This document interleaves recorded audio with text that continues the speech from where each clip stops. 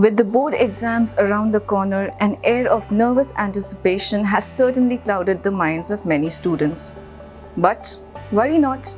I, Meghna Singh, an economics faculty at the Inspiria Knowledge Campus, will try in the best possible way, will help you prepare a study plan that will facilitate the learning of subject economics for all the CBSE Class 12 students.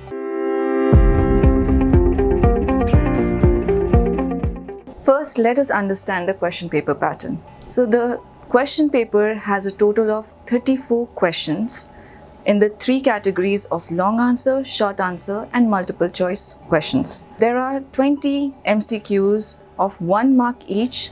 The short answer is subdivided into the 3 marks and 4 mark segment, which has 4 questions and 6 questions respectively. And lastly, a 4 long answer question of 6 marks each. Now, moving on to the most important section, the study plan preparation.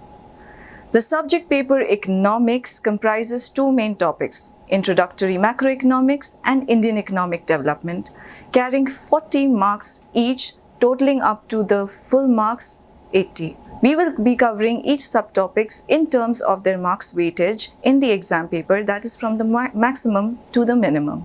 Starting off with the first main topic, that is Introductory Macroeconomics. First subtopic, the theory of determination of income and employment, carrying 12 marks, which is the maximum weightage in the exam paper.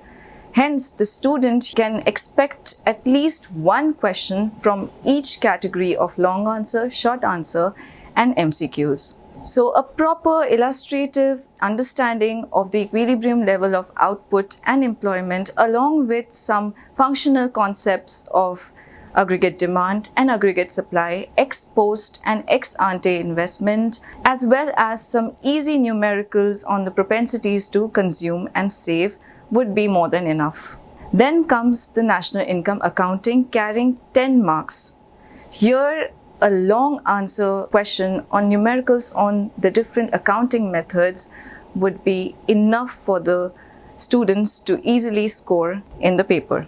Lastly, with an equal weightage of 6 marks each, we have government budget, balance of payments, and money and banking, which are the 3 subtopics where mostly the students can expect a short answer as well as an MCQ question, which can range from short notes on deficit financing, money supply, budget receipts, budget expenditures, or differences between BOT and BOP, qualitative and quantitative credit and control instruments, or components of money supply, the capital expenditure, the capital receipts, as well as functions of money, the central bank, the commercial banks, and so on. From the next main topic, that is Indian Economic Development, the first subtopic, current challenges facing Indian economy, carrying 20 marks weightage, the student is definitely getting a long answer question from this section. So prepare yourself with the description of role of the human capital formation in the socio-economic development, or the role of credit in the agriculture or rural development. You can also prepare some short notes on the informal sector composition and worker population ratios.